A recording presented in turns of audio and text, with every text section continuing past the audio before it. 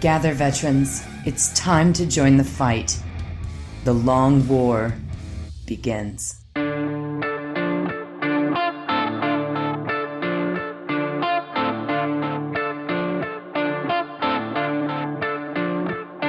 This is The Long War. I'm Rob Baer, and joining me tonight are my partners in crime, Kenny Boucher, Mike Haspil, and Wyatt Turk. What's up, everybody? I'm Rob Baer. No, you're not. Who put a question mark in the teleprompter? You know, greetings and felicitations. What's up, everybody? Best intro ever. Ever. Professionals. That's what we do. We're the best. It's fact. So we just what you guys are about to listen to on this journey is we might not have the best podcast for you tonight, but I feel like we have an engaging podcast full of passion. We got to talking about some things, and it made the cut. This is future Long War speaking. You're about to get past Long War. Mm-hmm. Man, Rob, don't tell them how we bake the pies. But it's not going to be a lot of 40K stuff tonight. But we do have we'll do the beginning of the show like we normally do, and luckily Rob has written things down for us so that we can actually be professionals.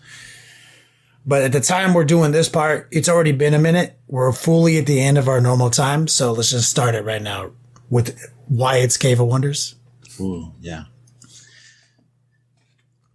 Would you rather turn everyone on the planet to look exactly like you, or increase the world population by 10 times? Both of those sound terrible. Yeah. Well, I never said it was an easy question. Like everyone, male or female, looks just like me? Yeah. Like identical, like age and everything? Yep. You make the choice, and the genie snaps his fingers, and it happens. But do they still have can we still propagate as a species? Yeah, I was like, how does that even work? Just their face looks like me, or their body's normal? Like, what are we talking about? Or is it like our faces on little babies and our faces on like old people? Yeah. Okay, is it just face though? Physically just like you. I mean, like fucking everything. Like a baby's born physically exactly like me. I mean, he'll grow into you. So like you still age, you still grow. Yeah. How do we sexually reproduce as a species now? I mean, it's not my problem. Figure it out. Science. It's not my problem. 10 times the world population. Fuck the world. Yeah, that I'd like to see sort itself out, to be honest. Nope. I'm gonna go with. At first, I was trying to do my best to save the world, but I just physically can't move forward in a world that is that much of a fucking horror movie. Where everything is genie magic and exactly me.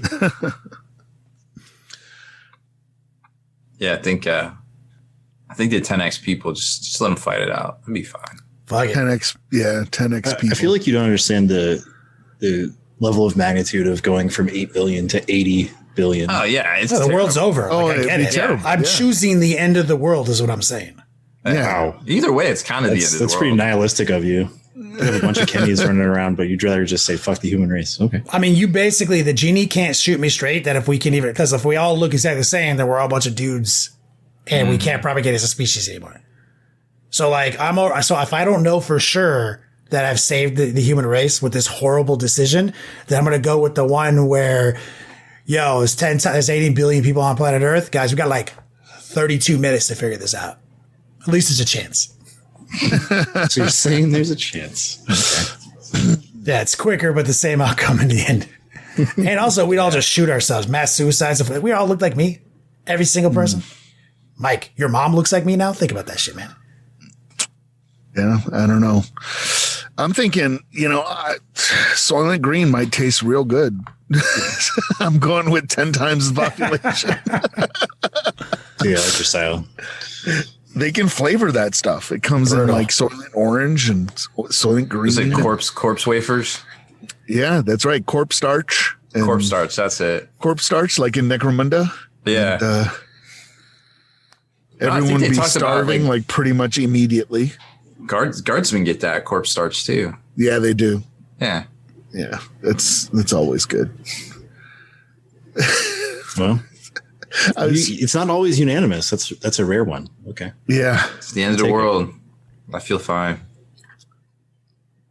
I mean, we wouldn't even want to care. We wouldn't even care about propagation anymore.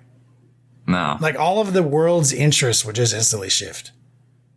Yeah, but you'd have so many friends. Would I though? It'd be the most united that humanity has ever been.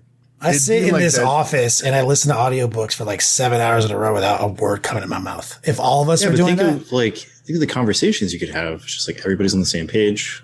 do we all sound the same too? Like now my vocal cords are like Nah, look like you. I didn't say sound like you. That's even worse. It's even worse. Back to my like mom. My mom looks like like me and Matt. still sounds like my mom. I don't even know if I can handle that. It's like a multiverse Rick and Morty episode where there's like Ricks and Mortys you don't like and ones you do. Yeah, I don't know, man. It's bad news. I don't know. It reminds me of an old Star Trek episode. I don't remember the name, but it's they create a. There's going to be spoilers for a show that went off the air in 1969. They create a duplicate of the Enterprise and they bring Kirk down there, and the reason is that they have such a overpopulation problem on their planet that they're hoping that he'll fall in love with this girl that's on the ship and that he'll pass on pathogens to her so that people can get sick and die. Oh. Yeah, it's an interesting episode. Random neuron. Mark of Gideon, maybe, might be the name of that. Oh my God. If you know the name of it like that, I'm still going to be impressed. Like, I don't, somebody look it up. I don't remember. I'm not going to stand by that determination, but I do remember the episode. So it's like, but anyway, yeah, I'd go for the 10,000 people. We're instantly starving and people would be huge wars over resources. It'd be terrible. I mean, we just it's sort like of that, figured out COVID and think how about bad it would be. God. You say like people are starving, but then that brings to mind that one joke from that comedian. It's like, well, people are going to have to get cool with a whole lot of stuff real fast. real quick. So how's that Soylent Green? Oh, it varies from person to person. Wait, are you telling me that you're going to go with like the bland, pre-processed, like preservative corporate version of eating human flesh? Or are you going to make like a really good ham steak out of that? Like, tell me the long pork version. Yeah. Like, tell me, like, why would I do that when I could just have like cool steak? Isn't there some disease? Like, Is there? yeah, that you get. I thought that was a movie made up people's- thing. No, I think you get some disease. Well, man, this thing's going to really sort itself out then. Yeah, it'll sort itself out quick. I'm feeling better and better about my choice as we talk about it. I'm kind of secretly a superhero. No, I wouldn't say superhero. No. I'm like a really terrible get Thanos, the a real point. lazy Thanos. There you go. Yeah. Like, okay, we got to get rid of half all life. Let's just 10x it for a couple weeks and see if that's what the solution is. Yeah. Nothing bad will happen. Awful. I was gonna repeat an Invincible meme, but I'm the only person who's seen it. I watched the YouTube clip. No, I've seen it. Oh, you watched okay? it. I thought you read the comics. I didn't know you. I watched read it. the comics too, Okay. but I did watch it in like 15 and 5-minute increments on my phone. Not the best way to consume that show, but it was very good. Yeah. Highly recommend. The memes coming out of Invincible the past couple of weeks are like my new favorite thing. The think mark memes of all the different things. It's like, think Thanos, you could have just doubled all the resources instead of murdering half the universe. True. But he didn't want to. He also could have cured cancer. You could have. Or everybody could look like dinosaurs. Yep. That's right. That's the one.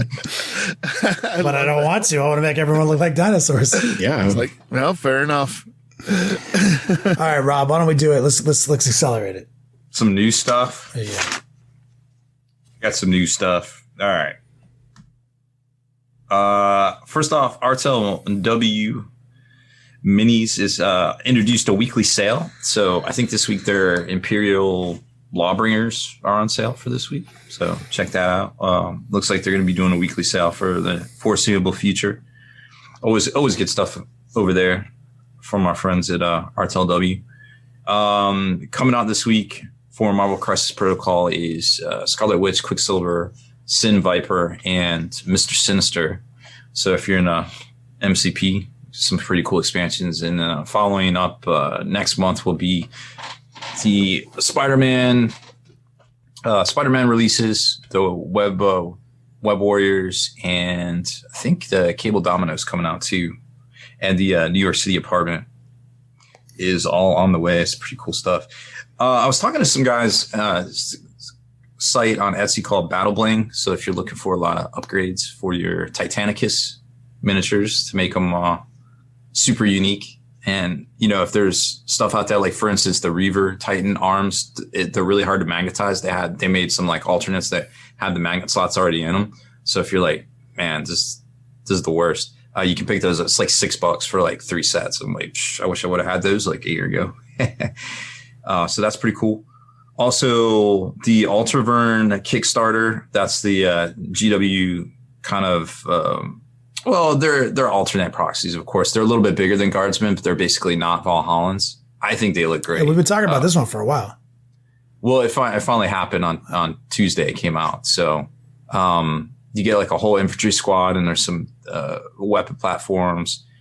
There's the not Lehman Russ tank, and you can download one for free. The Commandant. He's a really cool miniature. He's got like a not orc head.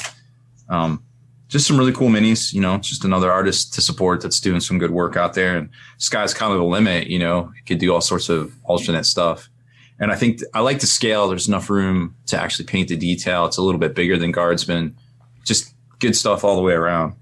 As far as that goes, we talked or we will talk about the GW Roadshow a bit here coming up in a few minutes. Oh, and if you're into Magic, they announced a Dungeons & Dragons set for Forgotten Realms will be coming out. So there's like an alternate foil, full art Chase Tiamat card that looks pretty dope. A whole bunch of stuff. All the packs are going to have like the Beholder on it. Nice. Just a really neat little mechanic. Each one's going to take place in like what is it? They have a what is it? Like a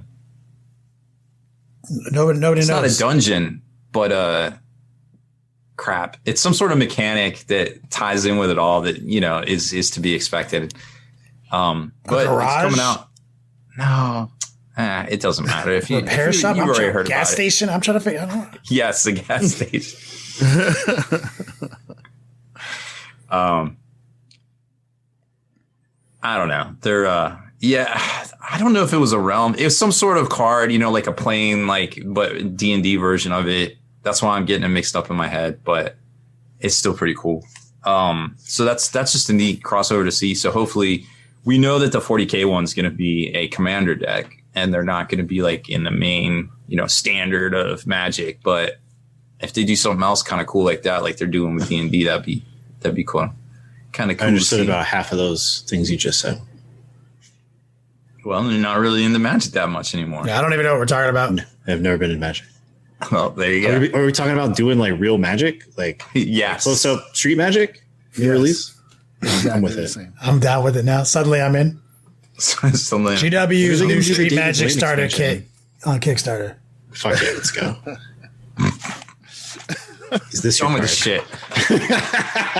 Sorry, we're like at the end of a 2.5 hour shit talking fest, and you're over here talking about Magic. I'm trying to be serious. I'm trying to be the adult. You're I've trying already to messed be up the adult. intro. He's trying to do his job valiantly with us clowns. You led with Marvel Crisis Protocol, which was hype. Then went right into Titanicus. Magic. And then Magic. I mean, I had all the stuff I'm hype about. Don't you know now. there's an eternal feud between 40K players and Magic players? And you know which side I'm on. Until Magic 40K comes out. Mm-hmm. And it will unite. It will unite All of them. I'm not going to go Not on my once. Magic the Gathering rant. We've already. Or until the entire planet looks exactly like one of you guys. All of them. Yeah. Well, I guess we could finish up this segment with a little bit of self-promotion. So currently over on the MTO Marketplace, we have the set of Heresy Labs Assassins on sale for $25. They're pretty So sick. for the price of less than one assassin, you can get all 4 Nice. in the new Void Resin. Because we sold those back in October, and we sold a lot of them. So I kind of felt bad. I was like, well, I can put these out for sale, but in Void Resin, but I feel like everybody already bought them once, so I kind of got to put them on sale because otherwise I would feel like I was a bad guy. So we did. You mean you're not going to just put them back on the market and raise the price? Oh, what? I can do them in a different format, like Business? 9 months later, Yeah. which I guess I kind of did. Put them in a different box. Business ethics? It's shocking, very shocking. You said only $25 for all 4? Only $25 till I think the sale's slated to be over tomorrow on the 14th. We may extend it. I don't know. I haven't really thought about it yet, but it depends on how many we have to make, whether we extend it or not. Yikes. That new Void Resin is the heat. Yeah. It really is. It's good stuff. Got some of my own stuff that's going to be in Void Resin soon. Yeah. We got the entries made. I just have to actually put it up. But now that our Project Shack is over. Well, not over, but mostly over. I'm working on that. I think that Nundum that you sent me. Yeah, I was going to say, I think Kenny's painting up the Antonis did a Prioris model, which is basically a robotic suit of medieval. Mecha sister battle, dude. Like, Yeah, It's fucking sick. that's basically a good explanation for it. Those actually are on pre-order right now, too. So they will be going off tomorrow, and then we'll be making all of them that were ordered and shipping them out to everybody. So hopefully we get all those out by the end of the month, early June. So, I can throw a link in chat if you're... yeah. I'm a big fan of that model. We decided that because we can't ever remember the new character's name. more involved. Yeah, her name is Granny Nundum. Granny Nundum. That's canon now. I've heard stranger names for canon that were actually printed on GW packaging. I just can't ever remember it. So it's just like, I know what the model is. And now whenever I say Granny Nundum, all the people in our Facebook chat know exactly what we're talking about. Well, they do come up with like some interesting choice of names in the GW vernacular too. And a lot of them are just repeated suffix and prefixes. And then some of them are just out in left field. I'd definitely love to be a part of that naming convention just to see how they pick them. Maybe Galvanic magma vent. I got one of those in my freezer. Yeah. I feel like they just have they have two little pots full of little card slips. And it's like, Yeah, that's pick exactly one it. from That's how I A, imagine it pick as one well. From B. Yeah. It's literally Oh, it's what like the NBA draft. It's like, that's what I thought too. Yeah, so like on Twitch, we're painting that. If you want to see some of that Void Resin action, check it out on Twitch. We'll be doing some giveaways. The Heretic Swag Shop, that's my t-shirt shop, finally got 2 new designs. Got Dark Master and Unforgiven. Let you guys figure out what those are. I know that I haven't drawn a picture in like 5 months, and I just realized that, so I drew 2 pictures. Well, you haven't drawn a picture that wasn't of you. Of me? All your pictures look just like you. Yeah, that's true. Oh, yep, there it is. Look at all those links in chat if you're watching. There they are. Yeah. There it is. They were asking. I gave it to them. There's some Kickstarters and stuff too, right? The one that Wyatt was talking about. Yeah. Do you have anything else, Rob? No, that was it. Okay.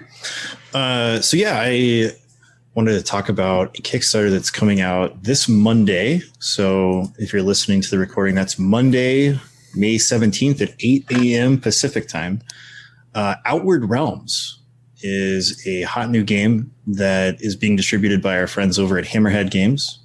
And I had a long talk with the creator, Michael Tempe, today, going over the game and all sorts of really fun stuff. So we'll put some links out for all that good stuff. You'll be able to check it out. It's a sci-fi war game, and it's sort of in between Skirmish and Grand Battle. So if you think of like Kill Team, and then on the other end of that spectrum is Warhammer 40K. So this is like in the middle, and tentatively they're calling it platoon-sized combat, which makes kind of sense because you're going to be running with like 20 to 30 models total per player. And so you kind of get the best of both worlds, right? Because like Kill Team, they're like, well, we don't want to. You gave them individualized like stat sheets, right? But statistics. And then you have the people in 40K. They're like, I want to play with an army, like all my toys, right? But the games might take a little bit too long. So like right in the middle, it's like that Goldilocks zone where you have like a slightly smaller force, but you get to play with all the models in the army, right? And the games are faster.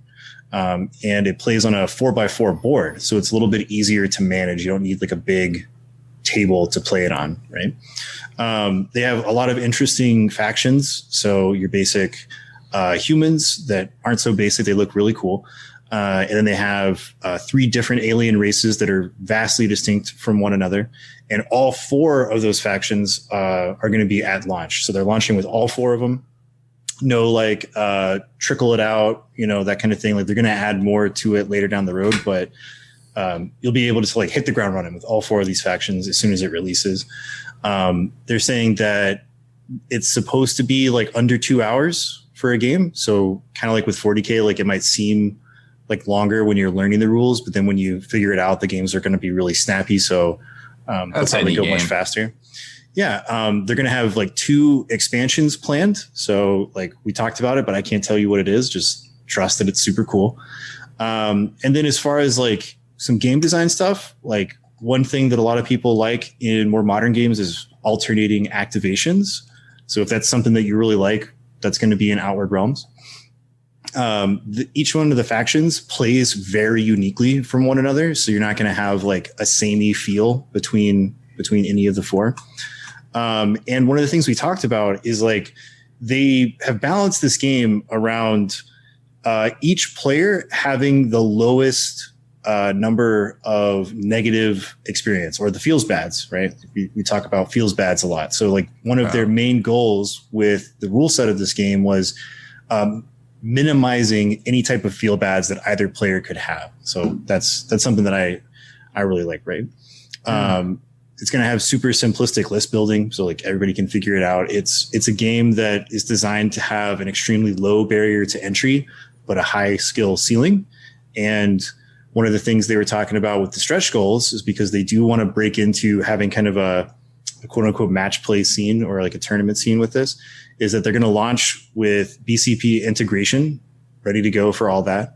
And then some of the stretch goals they're going to have is an integrated list builder that'll be free and online. And they're also going to have digital leaderboards for the tournament scene. So it's all going to be like tracked and integrated and very, very well That's really smart. I find that super cool. And then one of the cool things he said is that they're going to be able to track all of this information and use the leaderboards in slightly influencing the narrative of the game going forward. So if one faction is like really popular and doing well for a while, then like maybe they're doing some cool hot shit in the lore, and that'll fluctuate as the game goes on. That sounds baller. Can't wait to jump in on that Kickstarter on Monday at 8 a.m. Yeah, and I've linked the site or their website, and you can find them on Facebook too. They've been showing off some of the models that look very, very cool. The human faction uses a lot of like mech suits and stuff. So if you're into that type of thing, like I am, they're really cool. I think we all are. Yeah, they've got some. My favorite is the frog people. They've got these guys called the Batra, which are like these dope frog aliens with all these advanced technology going on, and they're super cool. They have like a bug race that's really well done. We talked for like 15 minutes about how they designed the bug race and how much I like it because they're actually like insectoid and looking really cool. And then they have a like an AI robot race that's it's not something you would see before. It makes a lot of sense in like how an AI would design like automatons and stuff when it's not a human created thing. So they're pretty interesting and cool.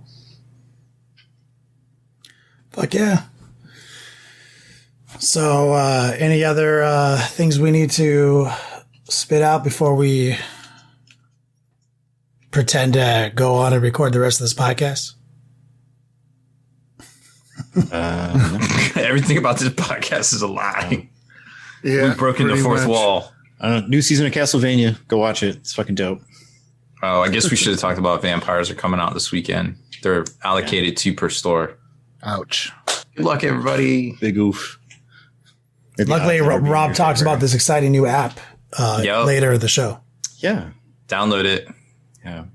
It's called Wyatt's Battle Buddies. No. It's a terrible name. The name I came up with. It's called is really Box good. Break. Box Break, dude. It's catchy. It's great. Yeah. And it'll piss off GW. Oh, and we have an extended Mike Haspil's corner coming right up for you guys too. Oh, yeah. You might say it's the entire show. Oh my god. Yeah. And I apologize in advance. Remember that time Haspil talked? I like this question. Mike, will you ever evolve and change your title like Gandalf? Yeah, and I answered when. Like, when am I supposed to do that? Well, after you fight a Balrog, of course. Yeah, Yeah. duh. After I lose to a Balrog. Or I maybe mean, you won. You won that fight. Does he like? Yeah, I I'm did not come going to back. win. No, I'm not okay. Glorfindel nor Gandalf, so I'm not winning against a But Balrog. you could have a metal penitent engine in a sock. Fuck that Balrog's Balrog. dick. Shabam! He gonna learn. right in the Get the homie nards. sock. Right in the nards. Yep. Kapam. Like, what are you doing? Why are you like taking off your sock while we're falling down this endless pit? You'll see, dog. You'll see. Yeah. You'll Hold see. my beer. And then I smote his ruin on the mountainside. Yeah.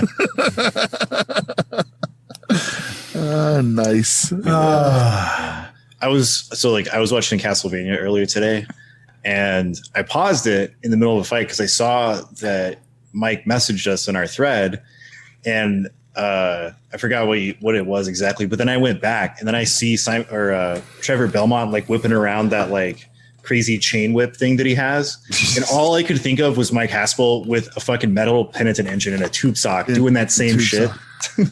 The chandelier, the metal chandelier weapon. Or like the original Bjorn. Yeah. Yeah.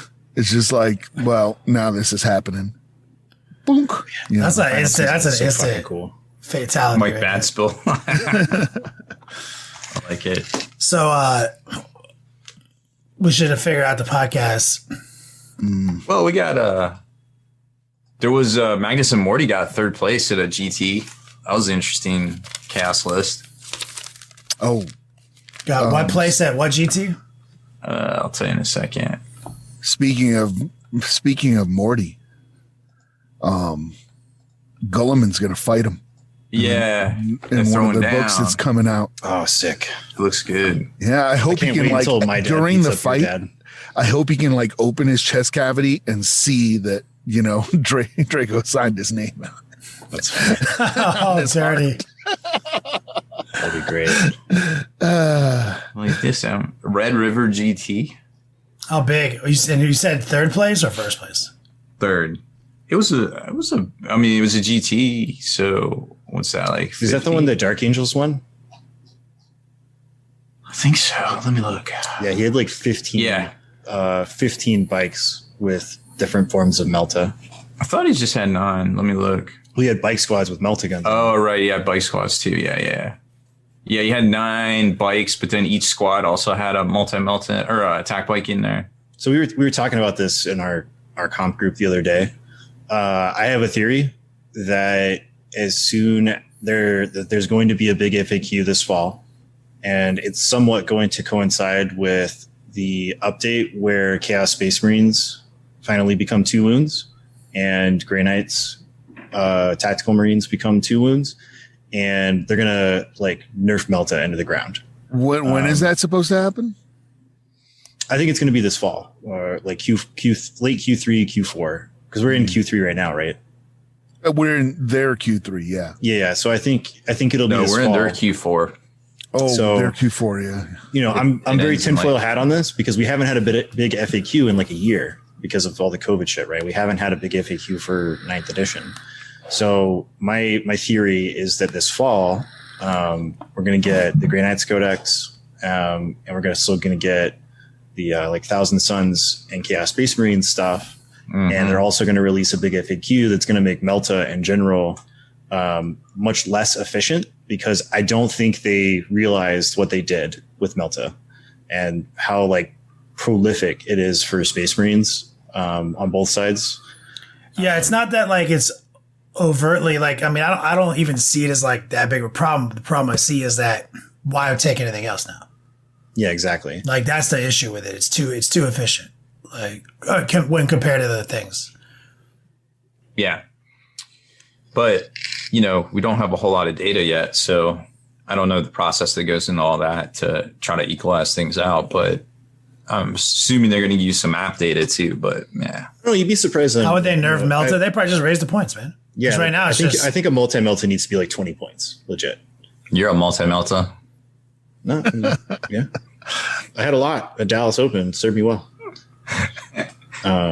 Yeah, I just think it's going to be one of those things. Like they don't like it when something like that happens. Like it's the same thing with like, oh, everybody is running flyers. Let's look at why that is. Oh, okay, this is why it's busted. Like, why is like every Space Marine player packing as much grab weaponry into their lists as humanly possible? Like, oh, okay, let's fix that a little bit. Games Workshop historically does not like skew lists at all, especially if they do well. And just a quick aside about data, there's a lot of people who were being like very apologist for Dark Eldar. And it's like, hey man, you talk about data and it's like in the past 3 weeks, there were 9,000 recorded games of Dark Eldar at tournaments, right? 9,000? Yeah, across the 3-week period between when it released and Dallas Open, right? Because everybody was like, an impressive freaking number, man. Yeah, so there's even that many events. Yeah. Well, yeah, because it's like you think about it, and it's like, so if an event has 100 people that play 6 games, that's 600 games, right?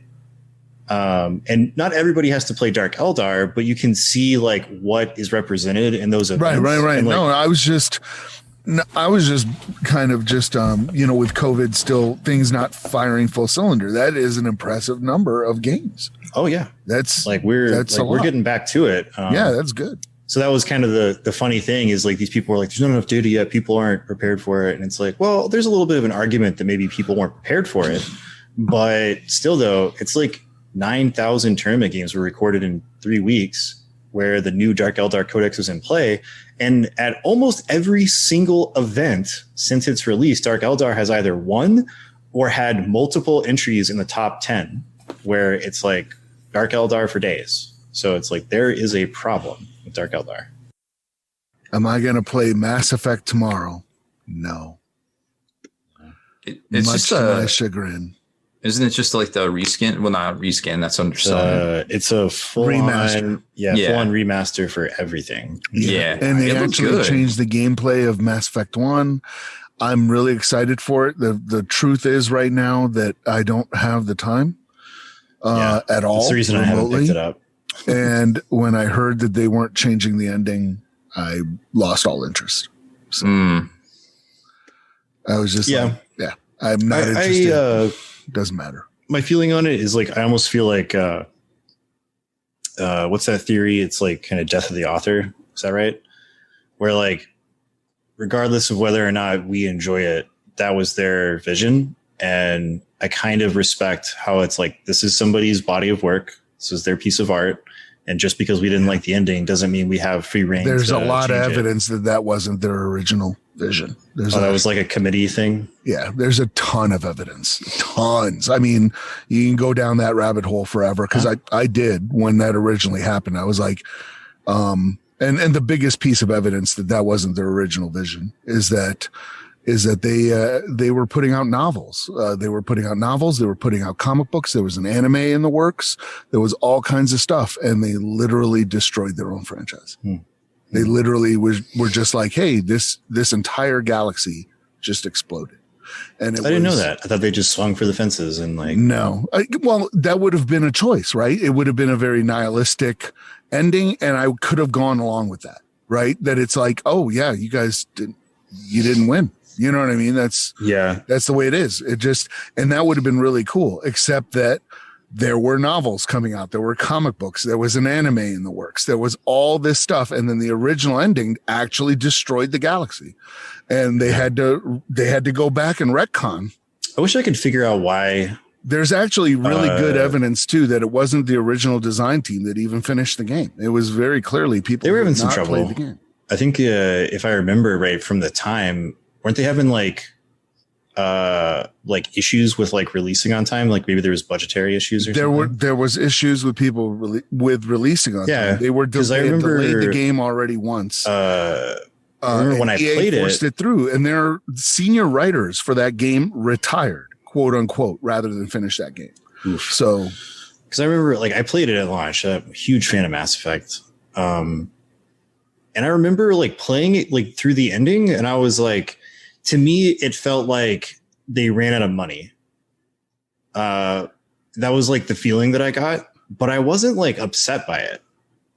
Okay, maybe it's just because like I'm that type of person. Like I'm very rarely like upset by like the ending to a game or something like that. So yeah. I don't understand the feeling of why people got so upset. I don't understand why somebody would destroy their own franchise, especially on the cusp of it going full bore. I mean, yeah. Well, I mean, hindsight's 2020, right? So push. I guess to them, they didn't think it would destroy the franchise, right? No, I think they knew what they were doing. I think EA sabotaged it. I think so. Just about Star Wars. Man, they must have had Mass Effect. Like, I think what's the incentive though? Like, I don't know.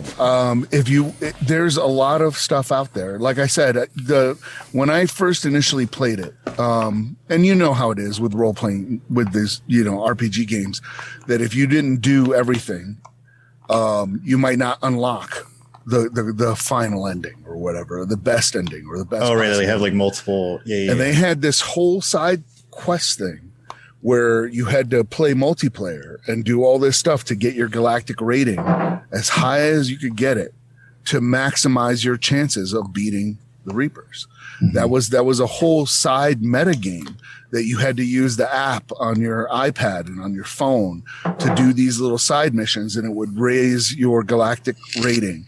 And if you played multiplayer, you got more so is galactic rating. Was that on launch or was that after that was on change? Launch, man. Okay. I played it day one. Yeah. But on top of that, they had day one DLC that was clearly not day one DLC. There was I don't want. I mean, I did too. I just don't remember it that well, so that's why I don't remember an app. Maybe it's just because I was a kid at the time. Everything N7. I have everything. I was so hardcore into that. So I remember the choice, right? Because you had the 3. And you could choose. But it didn't matter. It didn't matter. Okay. And so when I played the game, literally my brother started contacting me as I was finishing the game. And I'm a passionate person, so I give a fuck about things. Mm-hmm. Especially when people put in a lot of time to make you care about characters. And they did everything right up until the end. And that's why I'm just like, I'm baffled to this day about it. Yeah. I mean, right? I am too. I mean, I guess our feelings are, maybe it was just the time of my life too. I mean, what year did 3 come out? Like 2006, 2007? No idea. It was like 2008.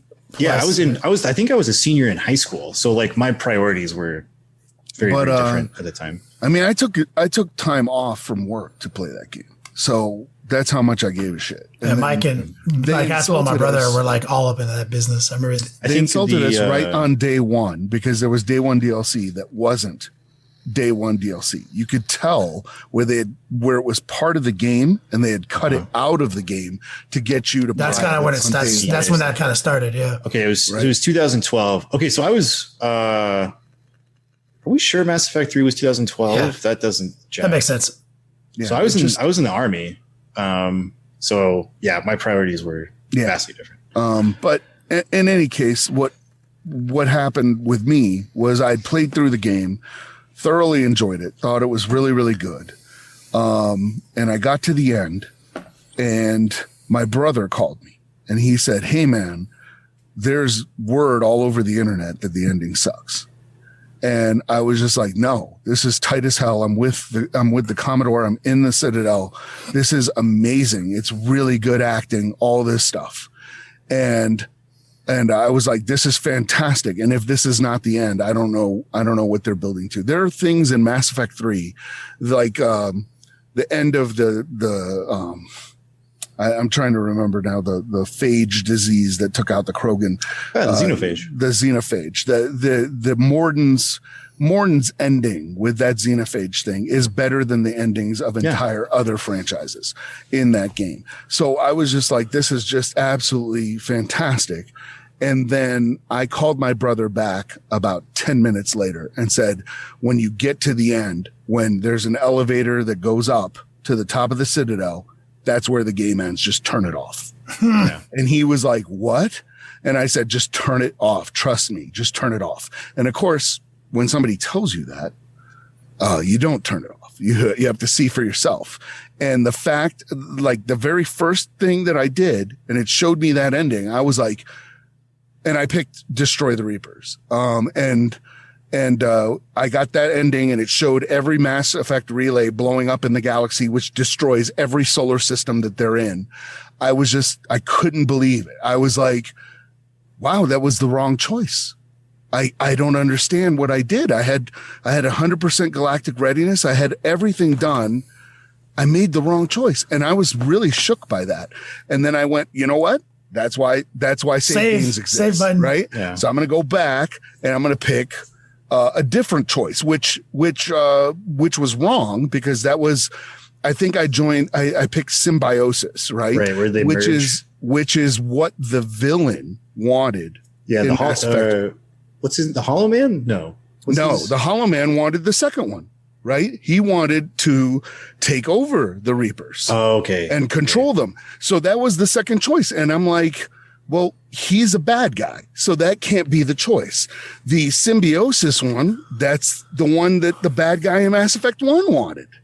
So I was like, it's got to be Destroy the Reapers, because the other two are villain choices. They're not the correct choice. I picked Destroy the Reapers, got that complete terrible ending where the entire galaxy exploded, went, okay, let me go back. So I picked the Symbiosis ending, and it was the same ending, only it was tinted green.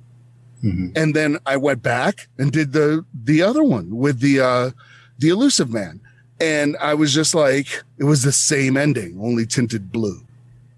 And so your choices, no matter what you did, were blue, red, and green. Mm-hmm. It didn't matter. And then I was just absolutely floored. I went, this makes no sense. There's got to be a hidden ending. There's got to be something. I played that that ending for probably 2 hours, trying to find something. And then I finally went onto the internet and went, what is the deal with this? And everybody was uproarious. And then EA did, and I did an entire podcast on this. So if you guys want to hear my full opinion about Mass Effect, go check out QFD Mass Effect episode. I didn't even know you did a Mass Effect. I did. I went deep dive on this, right? I'm remembering so much that I haven't thought about in like 10 years. It really hurt me to the point that this is how much it hurt me. To this day, I'll be listening to Spotify, and Das Malefiz will come on, and it hits me right in my fucking heart, because that was the end of the song at Mass Effect 3. And I was just like, God, why would you do this? And we've seen it a lot now, right? But I had not seen a franchise self-implode like that for no goddamn reason. And then so weird. And then have EA attack the fans. And that's what they did. That was the very first franchise that went, if you don't like our ending, you're toxic. That was the very first franchise that did that. And now we've seen it a lot, right? Didn't they change You don't it? like what's that? Like they came in and they retconned it, right? They Dallas They did. did put out a change, but it wasn't a real ending. It was like a slideshow. It was like a PowerPoint presentation. Okay. I never went back and did they that added an additional ending where you could punch the kid. You could punch the Star Child and just kill him, and it did nothing. It was just like a satisfactory, like it was the fourth choice. You could make one of the three choices, or you could just like go punch the Star Child just out of like rage, right? But it affected the game not at all. It didn't change the 3 decisions. It's just when they had the 3 decisions, they broke the Mass Effect relays, but they didn't explode, which shows me that whoever did the ending didn't play the game, because we knew that the entire, I think it was the Batarian solar system, got destroyed because their Mass Effect relay was destroyed. So they changed it so that the Mass Effect relays were damaged, but they weren't destroyed. See, I didn't even realize that at the time. Like, you said they destroyed every solar system, and I was like, wait, what? Yeah, that's what I remember them being like busted, so they couldn't do mass when a relay Mass jumps Effect anymore. relay explodes, it destroys. Yeah, when it goes critical, that's it. Oh, okay.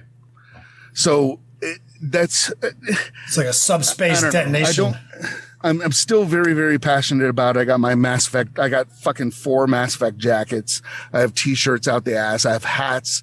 I have all this shit. You know, I don't know. Maybe I just blocked it out because I only have good memories of Mass Effect. Well, that's the way to do it. I do remember just that. Remember, I was like, the that best ending of in 3 was. just remember every moment up to that, because there's no game has ever done that kind of like game to game progression, story progression before. Yeah, it had to be like time in my life, because like I was still like in the army in 2012. Stuff just doesn't upset you, so that's good for you. Oh no, stuff does. Mike gets mad as fuck all the time. He gets irrationally angry. Have you not listened to this podcast? Oh yeah. I don't know. I mean, I just like, I don't get mad. I just like, because I just don't invest in things. So like, Kenny's the guy that I talk to when I get real hyped up, and he's like, I just try not to get hyped up anymore. And there was there's, you know, people talk about the stages of grief. You know? Oh yeah. Fuck. And the final stage is acceptance, right? And I think for fandoms, it's not acceptance. I think it's apathy. And that's, and unfortunately for me, that's where I am on. That makes perfect sense. I've been in the apathy stage for a long time. You actually are spitting truth right there. I was like, that's exactly what's wrong with me. So I just get to something and people are like, man, are you going to watch Bad Batch? And I'm like, no, I don't care about it anymore. Yeah. Are you going to watch Discover? No, don't care. Mike, let me pitch the new best ending possible for Mass Effect 3. Shepard wakes up and it was all a dream. So he's in the Tommy Westphal universe. So I looked up the release date, right? And now it all makes sense. So March 6th, 2012, I was still an inpatient to VA hospital. Oh, shit. And so then when I got out, I was stuck in a barracks room at Fort Sam Houston on tons of medication, doing physical therapy every day.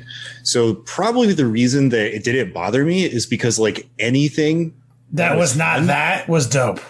Was really fun. And I remember, I vividly remember being like, oh, I mean, the ending was kind of like, it felt like they run out of money. So I was disappointed, but I wasn't like, this game is garbage. Like, I wasn't like upset, because I was just like, that was like the worst time of my life. And Mass Effect 3 coming out was like baller AF. So that's probably why. You were going through way more intense shit. So Mass Effect literally didn't fucking matter. Spleen Thief says, so your Mass Effect 3 was your Diablo 3? No. Diablo 3 is hype, dog. I love that game. Diablo 3.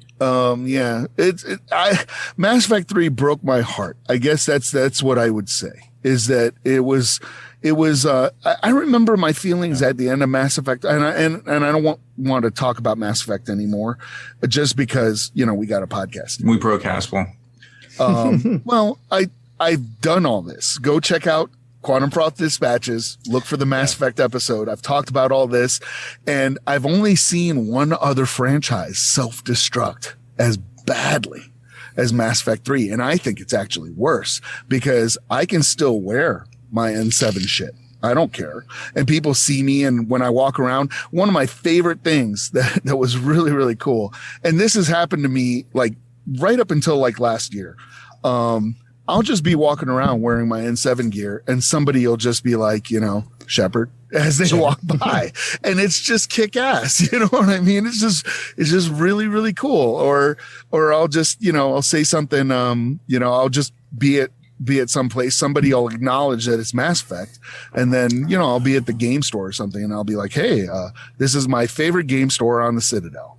And people get it. It was like this shared cultural thing. And people still do that. There's still a lot of love for Mass Effect. It's pretty cool, Mike, that the validation comes from the community, not the developer that fucked everything up. It's still cool that the community is that strong, you know? So Mike, did your chip go off when you saw the new 40K like leather jackets?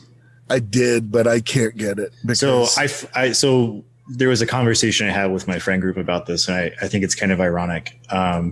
Is that like none of them wanted to buy the Imperial one because it has a huge Aquila on the back shoulders. Yeah. And so I was like, oh, so the Chaos one is what we can wear in modern society, thus validating that Chaos is the real answer. Yes. The 8-pointed star is not offensive. Here's the reason I can't get it. There's the real reason, and then the reason I tell myself. Oh, okay. The reason I tell myself is because my mom bought me 2 awesome jackets. One is Avengers, and it has all the Avengers on the sleeves, like all the symbols, and it's a kick-ass jacket. And the other one is a black leather flight jacket for Star Wars. And that is the jacket I wear all the time. The other the one she got from the theme park? I don't know where she got it. It's really cool. It has all the flight patches on it, and it is a flight jacket. It looks like a Navy flight jacket. Oh, okay. It has like the fur on the back. Okay, I was thinking something because they like have a bombardier really cool, kind of jacket. Yeah, it's super hard jacket. When I was the 40K one, the real reason I can't get it is because I'm fat as fuck. but yeah, to close up our little Mass Effect segment. The only other franchise I've seen destroy themselves that badly, and there's a parallel. So if you listen to my QFD episode, I do talk about this, is Game of Thrones. Game of Thrones had 3 different spin-offs in the freaking works. When I thought you were going to zag. Cool, I'm interested now. Yeah, Game of Thrones was just like Mass Effect, right? So Game of Thrones had obviously you've got the books. You had spin-off books coming out. You had comics in the works. They were talking about an animated show for Game of Thrones. You had 3 different spin-offs coming on HBO, a prequel and like the House of Dragons, which I guess they're still moving on forward with. Why? I don't know, because it's going to bomb. But there was another one too, right? They'd given George R.R. Martin a ton of money in development deals. That parallels Mass Effect's, Mass Effect had comic books. It had anime. It had all this stuff that was in the works, spin-off games, all this other stuff. And then it self-destructed. Game of Thrones self-destructed so badly, it erased itself from the zeitgeist. Yeah, Mass pretty Effect much, didn't do that. No one talks about Game of Thrones. There aren't even Game of Thrones memes. You see more Mass Effect memes. Not anymore. Than Game of Thrones memes. The day after that aired, the finale aired, Game of Thrones ceased to exist. Like that's a good point. Even though I don't agree with how bad it was, I can't disagree with the fact that you're right. Yeah. It was the hottest, most pirated show in the world, the hottest water cooler conversation. They had normies adoring fantasy. Right. It was literally all day, every day. It was like Lost level of like getting together with your peoples and talking about Game of Thrones. And then it not only disappeared, but then they turned around and attacked the fans. Mass Effect 3 started that. Oh, you're right. That's what it is. Mass Effect 3, when they came out, they went, oh, it was our artistic integrity, and if you don't like it, you're toxic. That was the very first time they attacked the fans. Then we saw the same thing happen with Ghostbusters 2016. It became a strategy now. It's a strategy. I just had a thought about this. It's a very corporate thing to do, and I think it's like damage control, where it's like so. I think the reason they do it, right, is to protect like margins on the resale value of the IP. So what do you?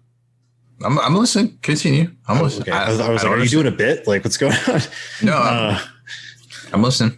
Yeah, that's kind of what it feels like. It makes sense now why they would do it to me in my brain, where it's just like they're going to say like, this is what the artist wanted, and if you don't like it, then like, you're toxic. But I think what they're really doing is being like, hey, stop making more negative content per minute than can be humanly watched in the next 10 years about why this is like hyperbolically the worst thing of all time, because it's going to hurt our like DVD sales. Oh yeah.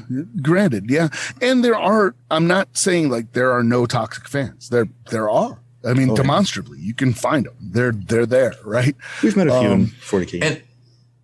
And I think a lot of people, these toxic folks are people that just like maybe followed the topic and weren't exactly as invested in it. I think in a lot of cases, I mean, granted, there's people that are super vested in it and become toxic, but I think there's a lot of people that are just like toxic just to be toxic. And they're like, I know something about this and I have an opinion. And like, yes, let's hear your opinion, please. You know, and that's for everything out there. And every time I hear like, I don't like that, I'm like, okay, why don't you like it? Like, I want to hear, please sell me on your position. And a lot of times I'm just like, this MFer doesn't know anything about what he's talking about. I can't take his opinion seriously. Out for the rage clicks. Rob, recently a good friend of mine, who's pretty established and well-educated and therapist, psychiatrist, and everything like that. He was like breaking down like the concept of validation to me the other day. And it's like, yeah, I know what that means. And he was like, he started kind of defining it in like a way I didn't really understand, or I never had thought about it. He's like, it's not about like, he's like, when someone's like, yo, I'm validating you, a lot of people's instinct is like, oh, fuck you. I don't need you to validate me. Right. He's like, so it's kind of like you see it as like someone's giving you permission or has authority over you. But he's like, in real life, it's really just, you know, acknowledging somebody else's reality and like what they have. It's not saying like, you're right, you're wrong. It's like, yeah, man, I get it. That's crazy. You know, but the reason that's important to understand is that he said that to me, like, he's like, so 99% of people are walking around with like a validation cup that's empty. No one's validating them. He's like, when it's like technically the thing you kind of need the most in life to be happy. Yeah. He's like, so, you know, you have like people around you, your friends and stuff, they validate you and stuff like that. But that's kind of a given. That's whether you're friends, right? He's like, so it's like, it's really like the world versus you now. It's like, so when 99% of people go into the world and the world just does not validate them in any fucking way. And so it gets really easy to get, you know, kind of like those people you were just describing, you know, like, it's like, hey, I know something, fucking listen to me, validate me, please. You know, like, and it's like, yeah, that's weak sauce, dog. Your game is weak, homie. But simultaneously, like, you're like, damn, no one is validating that guy, period. Yeah. You know, yeah, like, and I think, and back to Haspil's point, it's like, and it's even worse when these dudes are like invalidating you. Yeah. For something especially that you have loved and bought in on for like 2 decades. Mm-hmm. Especially on social media, because it's so easy these days to be like, we have our tribe that believes with one thing, and we do not want to hear anybody else say anything contrary to that. And so if you say anything that's contrary to that, we're going to mob up and we're going to shout you down. Right. Which is one thing, like, on the face of it, it really bothers me because I'm a firm believer in free speech and free thought and all that type of stuff. Right. It's like one thing that I have to constantly catch myself doing, because it's like a pet peeve of mine, is the disassociation between liking something, meaning, i.e., this is like of objective quality, and disliking, meaning that it is something of objective, like, poor quality. And I like talking to Mike about stuff because he's intelligent, like way smarter than I am. So I learn something every time. But it really bothers me when somebody's like, well, that was trash. And I'm like, well, why? And they're like, because it was bad. I'm like, well, why is it bad? Is it bad because you dislike it? And so you're just like, you know, putting it down? Or is it bad because it's bad? Like, if you can't tell me why something is bad, then I can't have an intelligent conversation to you, and thus you're not worth my time. So I do that. I do, like, everybody does it. It's almost, it's like subconscious, where it's like, it's fucking stupid, you know, or something like that. Right. It's like, okay, wait, was it, or was it not to my taste? Like, there's the, you know, ring around the rosy of like movie criticism and discussion. It's been going on since movies existed. It's like, there are tons of movies that have won Oscars and are like, pretty critically acclaimed. And it's just like, I thought that movie sucked because I was bored the whole time. Yeah. You just sit through it. And I've not finished books because, and it took me a long time to get to this point, but you don't have to finish books that you don't like. Spoiler. Mm-hmm. I've always done that. Yeah. I have not done that. I used to pick up books and I'd read right to the end, even if I thought it was terrible. I was like that with movies. I've read hundreds of books that I was like, you know, I didn't make it through that. It didn't speak to me. It didn't work. Right. And other people are just like, that's literally my favorite book. Yeah. And that's not what it's okay to like what you like. I mean, one of my favorite damn movies is objectively terrible. The Scorpion King. If it freaking comes on, I'm watching it. Mm-hmm. I'm watching it from credit to credit, right? Yeah. Crocodile Dundee. These are I can point out. You take that back. Crocodile Dundee is a gem. I can point out why that movie shouldn't work. And one of the biggest ones, right, is Top Gun. Like that movie on paper. No, that movie on paper kind of shouldn't work, right? But I literally joined the Air Force because of that movie. Yeah. I'm just playing. Like I've rewatched Top Gun many times as an adult, and I'm like, this is really fucking weird. This is really strange. This is a strange movie.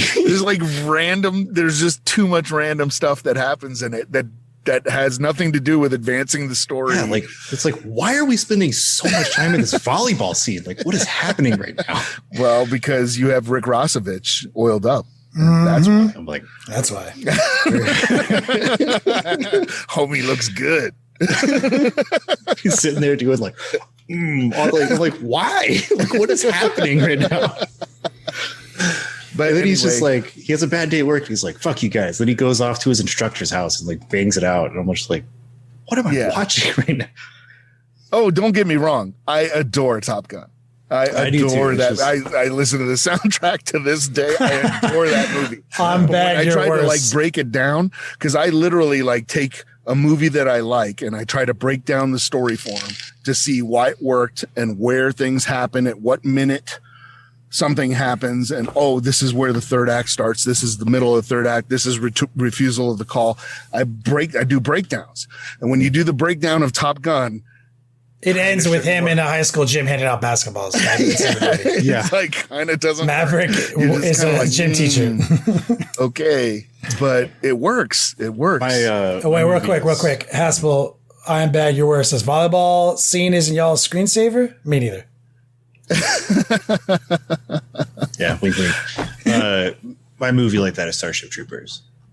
That was a good one, man. Starship Troopers is the greatest fucking movie of all time. I have a love-hate relationship. You cannot tell me otherwise. I have a love-hate relationship, and I have to. We're never going to get to our podcast. This might just have to be the podcast. I'm kind of started making a decision a few minutes ago. We can put some tabletop market watch in there if y'all want it. But with Starship Troopers, it's one of my favorite books, and it's because when I read it as a kid. That's one of those books that when you read it and then you read it when you're older. You're talking about the actual book from like the 50s. Yes. So I read it as a kid. So much better. When I read it as a kid, I was like, yeah, this is exactly the way things should be. The government should run things this way. And then I read it as an adult and you're like, this is not a good idea. This is like Heinlein was trying to make some kind of. Yeah. You're like, man. Heinlein, really good ideas there, bud. It's like saying. Well, I mean, look at the period he wrote it. Right, but I was like, I read it again and then went, no. Why did I think this was a good idea the first time I read it? And when I read it again, I was like, he's pretty much describing fascism, and it's just pretty not good, you know. But in the context of the book, it works. It's really, really cool. So then when they announced that the movie was coming out, I was hype, and I was stationed at Minot Air Force Base at the time. And I'm like, this is one of my favorite books. It's going to be great. And people were making fun of me because Starship Troopers was such a terrible name, right? Oh, Starship Troopers sounds stupid. So we had to drive to Bismarck, which was an hour and a half away, to go to the only theater that was playing Starship Troopers. No way. And it was fucking worth it. So I got this whole convoy out. And I had been I'd been reading like in Cine Fantastique and I think Starlog was already out by that point. But I'd been reading all this stuff, and I read this interview with Paul Verhoeven, which I liked I liked his other movies like RoboCop and stuff like that. So I was just Showgirls? You like Showgirls? I hadn't seen Showgirls at the time. So I was like, this is going to be awesome. And he had a part in there where he's talking about this interview. And he says, I wanted to make the movie like the propaganda war films that I saw when I was a kid. So I was like, oh, this is going to be so off the chain. This is going to be fantastic. And we sit down and they show the trailers. I'm literally shaking, cannot wait for Starship Troopers. And it comes on. And I realize at that moment that Paul Verhoeven was Dutch. Yes. And he was not talking about the propaganda. That's what I'm saying. I thought like, he was talking about. The Blind Builder, he said it. He's like, it is the most genius fucking satire ever made on film. It is amazing. It is so good. But at the time, I went, this is not the movie I signed up for. Like, where's the ape suits? Where are the nukes? Oh, so where's all somebody this else stuff? asked that same question in the chat. Yeah. There are 3 semi-sequel movies. So Yeah. Starship Troopers, not Starship Troopers 2 or 3. And the Marauder suits and stuff. They're CGI movies. Mm-hmm. And in those movies, you have returning characters like Casper Van Diem as Johnny Rico, etc. Right? And in those, it is sort of like tying it together, where you have the mech armors and they say like on the bounce, and they have like the rocket pods and all of that crazy shit. And those movies are really badass. Like, they're super fucking cool, and they're on Netflix right now. Like, you can go watch them. Like, there's like Trader of Mars and like I forget what the other 2 are called, but they're really fucking cool. And Johnny Rico is like a fucking general now, and he has an eye patch, and he's like, he looks like Snake Plissken. It's super. It's just as Sounds irrationally cool. Oh, it is. It is so cool. Yeah. So once I made my peace that It was a different Verhoeven story. movie was not the book, that it was a different story, I came to love that movie. I like this. All the satire, for the bug stomping, like the literal like little kids squishing cockroaches. I'm doing my part. Rob loves that movie. Yes, I do. The little guy in the armor? That was secretly me. I'm doing my part too. I was a huge, I know it was. I was a huge fan of I read every Hotline book. Like, a big fan growing up. I was obviously instantly disappointed when I saw it because they didn't have the power armor, but I was pretty happy with the co-ed shower stuff. So it's different for me because I saw that movie when I was like youngin', and so to me, I was like, good substitution, guys. I'm with it. I didn't know there was a book. I think when did it come out? Like 98 or something? Like 98, 99? Like late 90s, yeah. Yeah, so I was like, but then the book was only 40, 50 years old. Well, I was fucking 8. So like, that movie was the greatest fucking movie. Oh yeah, that would be the greatest. Oh, for most sure. Amazing thing I'd ever seen. Oh, a second. Let me run back to chat. Earlier, I saw Nova Star in chat. The first troll of the Long War. The original. He had some good. Yeah, some there good he is, right there. One-liners. I just want to throw out a quick shout out to Nova Star. He is in chat. Our original troll, our original 1-star review. And also want to welcome right next to him in chat. You can see another guy named Apex King, who's like, "What's up? What's good?" He's like my personal YouTube troll, who came on a YouTube video and was like, "Nah, 2 seconds in, fuck this guy." And I was like, yeah, I hear that a lot, no worries. And then he ended up on Twitch, and he's on Twitch and Whip, sharing pictures all the time and stuff like that. So I feel like Apex King, Nova Star meet each other in chat. I think you guys have a lot in common. Oh, every time I've seen Nova Star, I think he's had a few too many drinks. Oh yeah, he's like, I don't know, I wouldn't know how to talk to him if he hadn't been drinking. Maybe I've been drinking. I don't fucking know. Have you been drinking, Rob? Not today, but I would have liked to have been. Oh, he did ask, Nova Star did ask us, did I ever show you my Big Trouble in Little China Slanesh Demon Army? So this is a question directed to Mike. No, I don't think so. And I was typing out the answer, but I'll just tell him. The reason I joined the Air Force after seeing Top Gun is because the best odds of becoming an aviator were if you went to the Air Force Academy. Oh. That's literally why. I was like, I saw that movie and went, I want to do that. And the best chances broke everything down. Right? What's that? The same height as I am? I'm 5'9". Oh, so you're shorter than I am. Okay. It's like, I thought about it, and when I was in high school, they were projecting that I would end up being as tall as my dad, who's like 6'4", and they're like, "You're way too fucking tall to fly fighter jets." And so I was like, "Okay," and then I stopped at 6. Like, yeah. And then the joke was on me because the Gulf War happened, and then the Air Force said, "We don't need pilots anymore," and they cut all the pilot slots. And then I went and when I joined the Air Force, missiles at Minot was like the worst assignment you could get. That's the assignment when you like fucked up and they were like, "I want him in missiles by Minot," by the end of the day. Mail him his clothes, right? It's like Fort Drum in the Army. Yeah, and so by the time I graduated, I volunteered for missiles at Minot. The personnel guy looked at me and was like, "Are you sure?" And I was like, "Man, I need to be an operator." So yeah. And then I got up there and I adored it. I loved the job. Over from YouTube, the blind builder says, "I'm always drinking watching this. I mean, look at how I type." Well. Vegas team tournament this September. Is that the one I'm driving to? Mm-hmm. That's the one where you're driving to literally California, Colorado, Texas. Trash bags full of gas. Sadness. That hurt me when I saw that. I was like, please have staged this like for TikTok just to be funny.